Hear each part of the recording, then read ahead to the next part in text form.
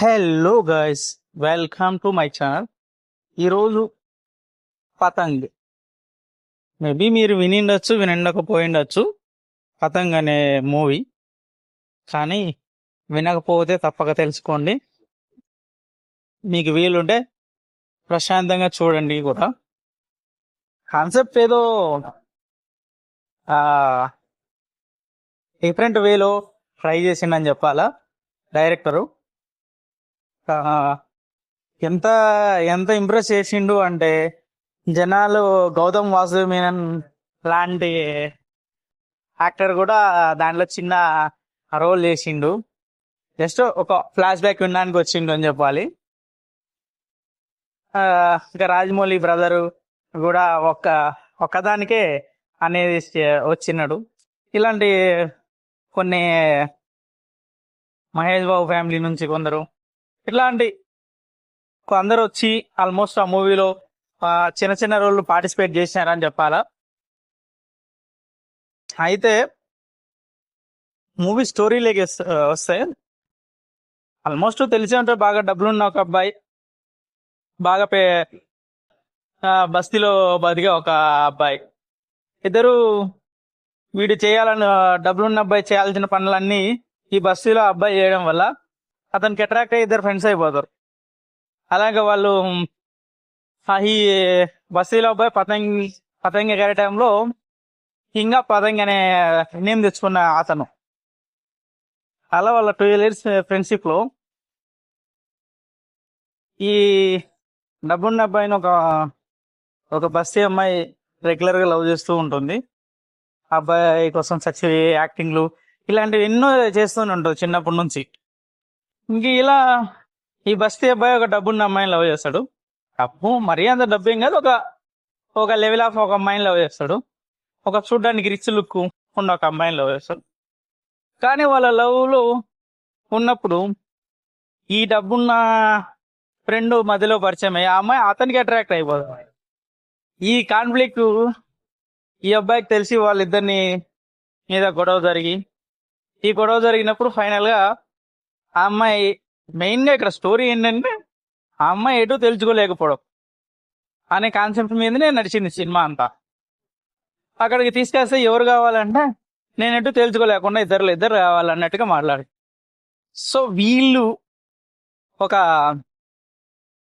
పతంగు game అనేది introduce ఎవరు గెలిస్తే వాళ్ళకి అమ్మాయి అన్నట్టుగా మాట్లాడుకుంటారు. ఇలాంటి విషయాన్ని వాళ్ళ మధ్యన ఒక రిపోర్టరు న్యూస్ చేయడంతో అది బాగా వైరల్ అయ్యి ఒక కంపెనీ దాన్ని స్పాన్సర్షిప్ చేసి ఒక గ్రౌండ్ లో ఆ గేమ్ను పెట్టడానికి ముందుకు వస్తుంది. వీళ్ళు కూడా బస్తే వాళ్ళు ఫేమస్ అయిపోదాం అనే కాన్సెప్ట్ మీద ఇంకా ఎలాగైనా మంచి ఛాన్స్ వచ్చిందిలే అనుకొని వీళ్ళు యాక్సెప్ట్ చేస్తారు. ఇటుపక్క హీరోకు రాదు, హీరోకు టీము ఉండదు, ఎందుకంటే వాన్ టీంలోనే ఉంటారు. హీరో టీం అంటే బస్ అబ్బాయి టీమే, కానీ సరైనగా విడిపోవాల్సి వస్తుంది. ఈ సిచ్యువేషన్ లో హీరోకు రెగ్యులర్ గా ఒకడు ఉంటాడు. అతను అతన్ని జాయిన్ చేసుకుంటారు, వాళ్ళ చెల్లెల్ని జాయిన్ చేసుకుంటారు. ఈ బస్తీ అబ్బాయి ఈ డబ్బున్న అబ్బాయిని ప్రేమించి ఇతనే చెప్పి వాని టీంలోకి పోయి వాడిని ఓడి అని చెప్పి ఇతన్ని పంపిస్తాడు. ఫైనల్ గా వాళ్ళు ఎప్పుడు అమ్మ నాన్న గొడవ పడే వాళ్ళు సడన్ గా వాళ్ళ డాడీ సపోర్ట్ చేసి నేను ఈ టీంలో ఆడతా అని జాయిన్ అయిపోతాడు. ఇలా వీళ్ళ టీం వీక్ నుంచి స్ట్రాంగ్ అయిపోయేలా ప్రయత్నిస్తారు. కానీ వీళ్ళ టీంలో గేమ్ గురించి ఎవరికి తెలియదు. సో వాళ్ళిద్దరికి కామన్ అయిన ఒక బాబాయ్ చిన్నప్పటి నుంచి పరిచయం ఉన్నాడు. అతను ఈ గేమ్ నేర్పిస్తాడు వీళ్ళకు.